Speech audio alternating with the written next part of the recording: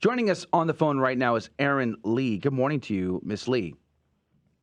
Hi, thanks for having me. Praise be to God. We're glad for your time today. Now, we covered your story a couple weeks ago, so we're very grateful to have you on our show. But maybe we can start with you just giving us some background information. A family living in Colorado, sending their kid to school. What could be wrong here? So tell us, what is the story? Yeah, so this happened last May. We had just moved to a new town, new school. Our barely 12-year-old daughter is very shy and introverted and hadn't made a single connection with a student her age yet. And one day, her trusted art and homeroom teacher invited her to stay after school for art club. So she texted us and we gave our permission. When she got there, it was actually Gender and Sexuality Awareness Club, or Wow. GSA. And the teacher had invited in an outside presenter who had absolutely no qualifications to be speaking with children about gender and sexuality. And this woman did unspeakable things with the kids. She used flags to describe various umbrella terms and defining words. She told the kids if they're not completely comfortable in their biological sex or in their bodies, that they are transgender. She told them that queer is a word that they can use while they're figuring out their sexuality.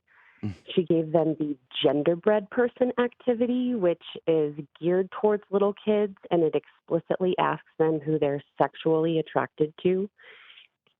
She handed out her personal contact information to all of the kids and asked them to connect with her, not just by phone and email, but on teen chat platforms like WhatsApp and Discord. And she told the kids that their parents might not be safe and that it's okay to lie to them about where they are, not just for this program, but in order to attend future programming that she holds throughout the community. That is so brazen. Yeah, and a lot of it is with adults. So these 12-year-olds are in a room with 18 and 25-year-olds talking about their sexuality. Now, there's so many questions. The 18 or 25-year-olds, these adults, were they employees of the school? No. Who were these adults? So she holds these meetings throughout the community with queer people and lumps our 12-year-olds in as adults. That is utterly insane. Why would this school allow this? So our school district, as it turns out, is just completely off the rails. And we really were kind of blissfully naive that this kind of thing was happening, and that's intentional. I mean, they intentionally hold these meetings in secret. But it's not just this. I mean, our district has hired 3 LGBTQ staff since this incident to increase this kind of programming, to increase gender support plans, which are secret transition plans for your child's gender. And there's talk of them adding these gender closets in the school where kids can come to school as one sex and then change their clothes and be whatever they want to be while they're at school as a safe space without their parents' knowledge. And they've even gone so far as to instruct all of our medical staff in the district that if a child is cutting or self-harming or even attempting suicide, they are not to tell the parents because parents might not be safe. So this idea that parents are, evil or potentially unsafe comes from administration, not just from this teacher and this presenter. How did that make you feel as a parent to realize that the school system with which you're paying your hard-earned tax dollars to, especially in the height of great inflation, you are being circumvented as the parent? It's no longer your, stewardship over your child. It's now the community who gets to decide your child's fate and future. It shattered our trust in all public systems. We, like I said, we're really kind of blissfully naive and trusting, and we taught our children to be trusting of authority and to respect their teachers, and it just completely shattered our trust in the entire system and how they've reacted since. I mean, we really tried to handle it the right way. Somehow we remained calm enough to try to follow what we thought were the appropriate channels. And I don't think we would have remained calm. I would not have remained calm. My wife would have never been calm. It would have been rough. So hats off to you for that. Thank you. And, once we realized that, that they weren't going to handle it, we called the police. Amen. Because had this happened on a playground, that would have been our first call. Yeah. This absolutely was grooming. It was indoctrination. It, Yeah. in my eyes, was sexual abuse, because my child was not ready to talk about these things at all, but definitely not with a stranger and in a room in front of a group of her peers who she's trying to connect with. Now, So, can I get a sense of the timing? So she gets invited to art club, which turns out to be GSA, as you just described, this grooming session. How long did this go on? Was it just the one session, and then your daughter's like, "This is really creepy, Mom," or like, how did that go? we're fortunate that she came home and I could see on her face that something was wrong when Mm. we picked her up. And so I probed, and we're just really fortunate that she told us what had happened. Hmm. We've heard, horror stories all over the country of teachers who take these kids down this path. And in the state of Colorado, they told our child in this meeting that there's a House Bill 19-1120 in Colorado that allows 12-year-olds to seek medical care without parental knowledge or consent. Wow. And so they taught her about this law in this program, and we firmly believe they intended to push her down this path of potential, hormone blockers and puberty blockers and medical transition. Hmm. The teacher is completely off the rails and has done this with several other children that have now come forward. So we're lucky that she told us what happened. She was extremely uncomfortable. She was traumatized, but she adopted that label for a little bit of time. I mean, they told her that Wow. you're uncomfortable in your body because you are this, and that made sense to her. It gave her a Band-Aid to cover up those normal Hmm. hormonal, the discomfort and those feelings that every girl has to go through, and they gave her a Band-Aid to not have to deal with it. And so for a little while, she took that and said, okay, maybe I am transgender, and that's why I'm so uncomfortable right now and so, unable to talk to other people my age. And it kind of made sense, but it ultimately made everything worse, and it spun her down a path of depression. And we took her to a therapist who ended up to be queer and gender affirming, gender Oh, ideology affirming, and more wanted to push her confusion. further into the ideology, absolutely, which just added to the confusion and to her mental instability. But she's in a much better place now. I can happily report that she's completely come out of that fog. Praise be to God. Are you still at this school? Oh no, Oh, good. no, we did not allow her to go back to school the next day. Yeah. Amen. That's an unsafe environment. There was Right. no way I was going to subject her to that ever again. And she never stepped foot in a public school. She's in a private Christian school now and Good. doing so much better. But we actually have been, hitting the school district with public record requests. Yeah. And we learned that 2 days after the incident, we obtained a string of emails between the teacher and the counselor and this presenter that came in. Oh, hold And that 2 days thought. after the incident, Hold that thought, Sure. Erin. What's interesting to me about this story, and I want to get right back to where you were talking about before we went to the break, but I'm a Catholic, and I know a lot of people aren't, and they're not on the same part of the journey as I am, and I understand that. But I am impressed that in America there are a lot of parents who definitely aren't at the same part of the journey as I am, that are waking up to these issues, and they are putting their foot down, and they're having to go to these school boards, and they're having to speak out, and they're having to say this far and no further, because what we're seeing happen in front of us, the use of schools, these trusted institutions, to really manipulate our children is really grotesque. And you were sort of getting to that with your interaction, and you were mentioning some emails that you discovered right before the break. Yeah, these emails take it from grotesque to terrifying. So 2 days after our child's incident, and there's some things I even left out from the incident. I mean, the person that was in the classroom was handing out toys. If you identified with her term, she would give you the flag that represented you. So my child came home with the transgender flag, the queer flag, and a lesbian flag. Not even really fully understanding what these things meant, but here, these flags represent me, Mom. So we obtained emails through public record requests, and 2 days after the incident, the teacher, the presenter, and the counselor were talking about how we had found out that they colluded immediately with the school board to keep me quiet. They referred to parents who find out as barriers that they've removed at other schools. They discussed keeping my daughter from squealing other kids' names. And they talked about sending CPS to our home to do a well child check because we objected to their secret programming. Wow. And the principal had come to our home, and we thought it was a genuine sit down because he wanted to be in our setting and hear us out. But we realized it was in lieu of a CPS well child check. Jack-booted thugs. They're going to just bully and manipulate and intimidate to get what they want. That is utterly insane. How did you keep your calm in that situation? Well, that's when I decided to go public. So we tried for a year to deal with them privately. We had multiple sit-downs. I mean, it took me about 4 months of going to the school board and speaking out and begging for them to do anything before I was afforded a sit-down with the superintendent and some board members. And, I found out that this agenda runs deep, that the unions are involved, that, the union put those board members where they are. And, this agenda is theirs. It's not of the teacher and of this presenter, but it's in all of our schools. And they have no intention to stop it. In fact, they're just blatantly furthering the agenda.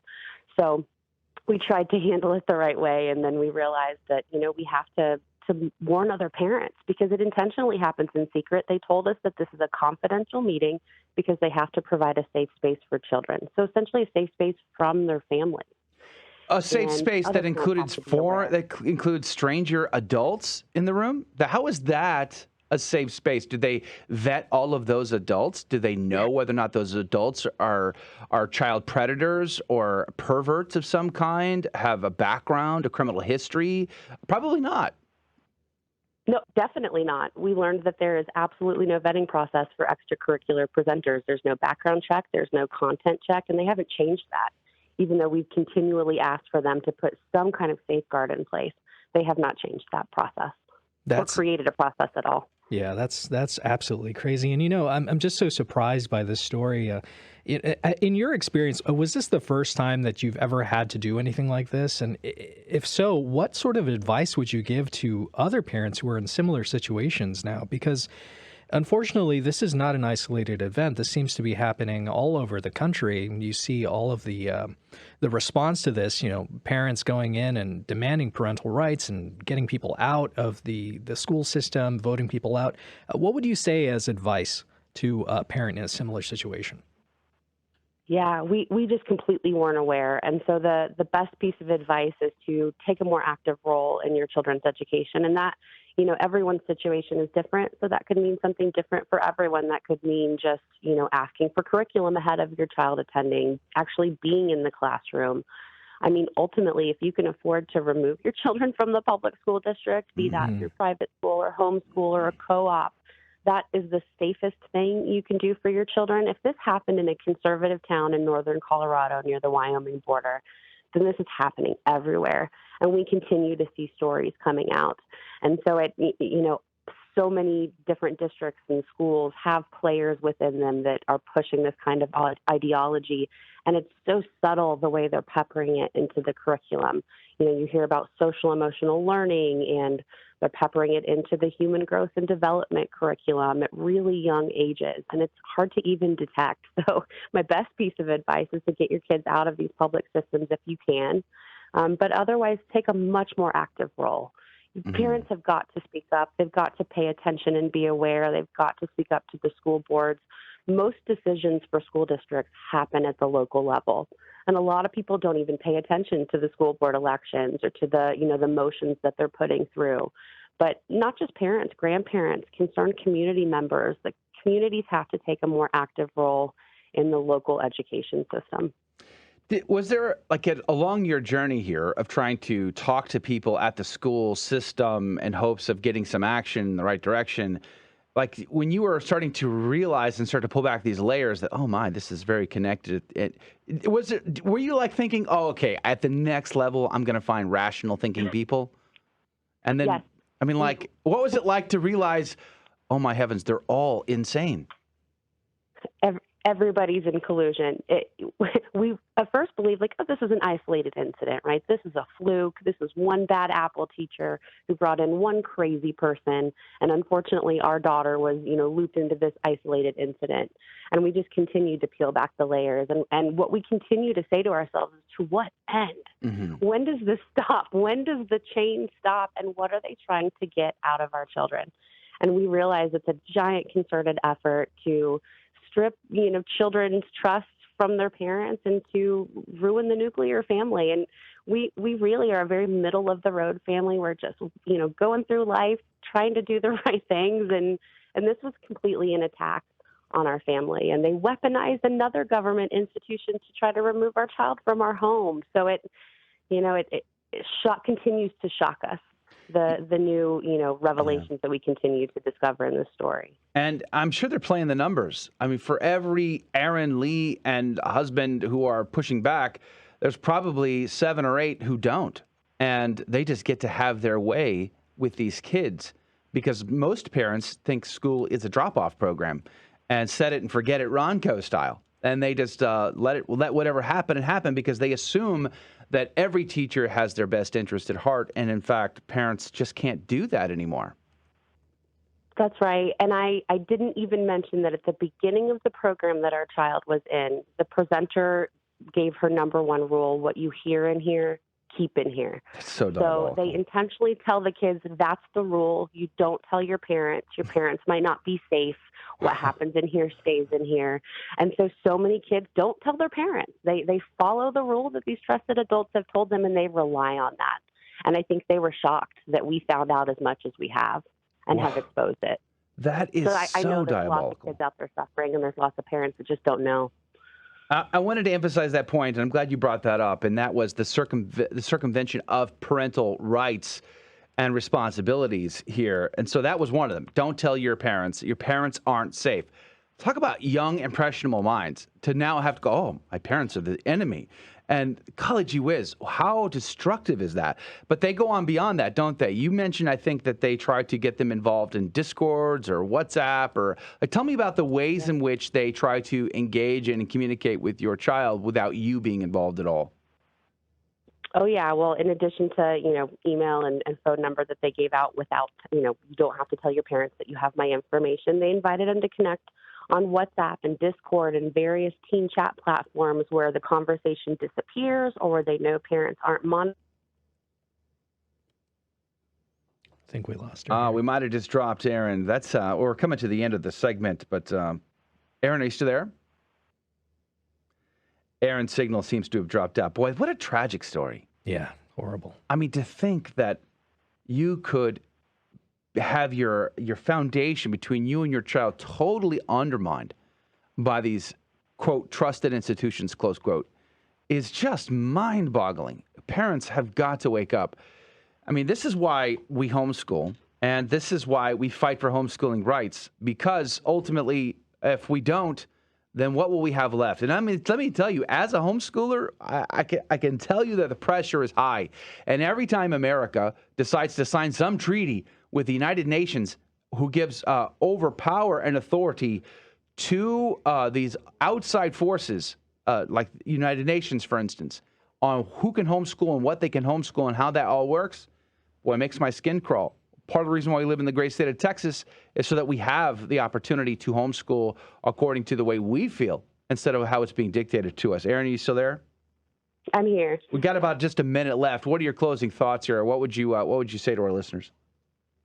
Yeah, I'll just reiterate to parents that, wake up, be aware, take a more active role in your children's education and in your local elections and your school boards, and get your children out of the public school system if you can. If it's happening in a rural conservative town near Wyoming, it's happening everywhere. Yeah, amen. Did you found a foundation or something, an action organization to help with this? I found a couple. Yep, Independence Institute out of Denver, Colorado. And then also Parents Defending Education is a great national organization, and they rely on parents reporting these things even anonymously, and they pin down where this kind of thing is happening and resources on how to, public record requests against your schools and be more aware of this kind of thing. So Parents Defending Ed is a great organization to stay aware. And what's their website? Defendinged.org. Defendinged.org. Erin Lee, thank you for your time today. Horrible story. I'm glad your daughter's doing better. Praise be to God. We'll keep you guys in prayer. Thank you. Have a great day, Erin. That is going to do it for the first hour of Catholic Drive Time. Wow. Pay attention to what's going on in your schools. Get active and get involved. Don't just drop them off. You can't do that anymore. But we're going to go to a break. Come right back. For those of you that can still join us, we're going to have Brent Haynes on, talk about the pending Dobbs decision. All that's coming up next. God love you.